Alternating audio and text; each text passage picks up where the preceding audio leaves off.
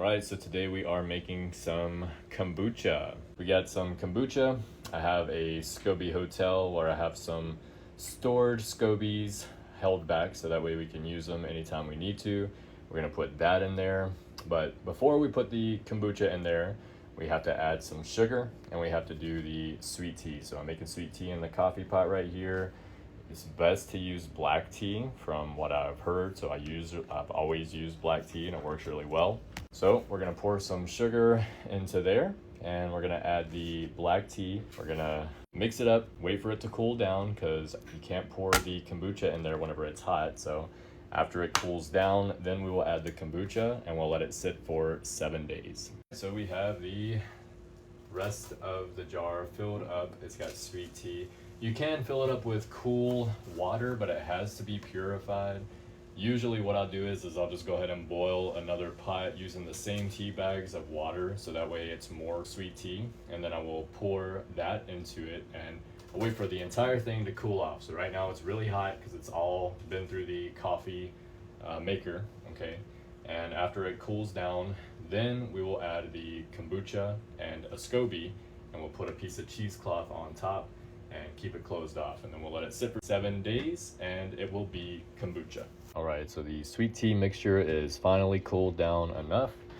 We have our kombucha that we had left over from the last batch, and this is our SCOBY hotel that is left over in an old turkey or ham, whatever, container. So it looks kind of weird like this on the top right here, but it's not mold, which is good. If you ever see any like really extreme blue or green colors, then you really need to pay attention to that. This is kind of like more of like a milky white, which is not a bad thing. These SCOBYs can sometimes look kind of strange. When they start to look kind of really old and messy, you can just get rid of them if you want to, but they are still usable either way. Right, so here we are adding our kombucha. Boom. Nice. All right, and these things will grow together, so you'll just kind of have to peel them off. So here's one of the SCOBYs, and we're just gonna plop that right in. Boom. Now we just got to cover this with cheesecloth and a rubber band to keep out any particles, dust particles or dirt, anything like that, and keep it set somewhere for 7 days. And after 7 days of fermentation, the first fermentation is done, and then we can flavor it. All right, we got the cheesecloth and the rubber band on. We'll see you in 7 days. So it has been 9 days since I started the kombucha fermentation.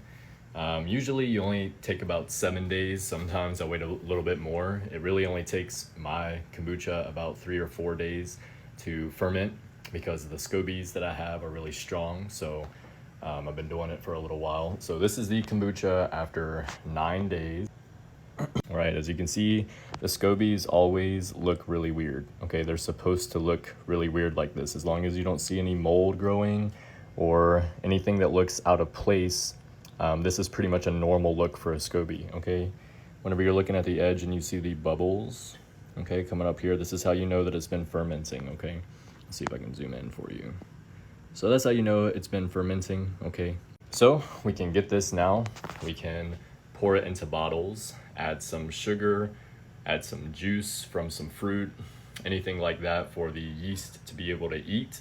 And we'll do a second fermentation for 3 to 5 more days, and then we'll have flavored kombucha. So let me show you guys how to do it. So here I am adding agave to the bottles, and then I am juicing some strawberries in order to be able to use the strawberry juice for the yeast to eat. Now adding the strawberry juice to the bottles. And afterwards, we're just filling the bottles up with the kombucha. You want to make sure that you leave at least about an inch of room at the top. You can do maybe a little bit less if you want to, but it's important to save that room so that way the bottle doesn't get too pressurized and then explode. What's up, guys? So the 4 that I bottled 3 days ago are looking pretty good.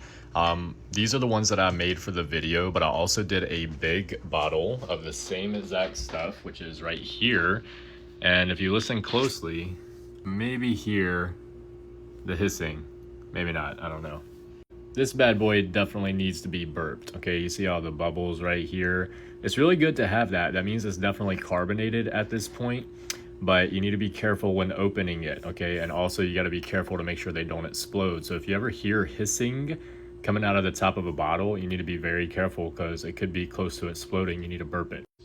There you can hear a little bit better because I cracked the top a little bit, but that's how you can tell.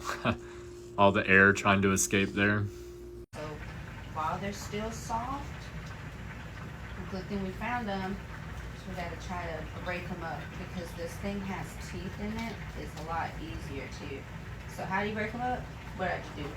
I just move them around. Yeah, I just move them around so that they can fall apart on their own because they're not like really, really hard, but ooh, you okay? You just funky. Sorry. You see this one right here?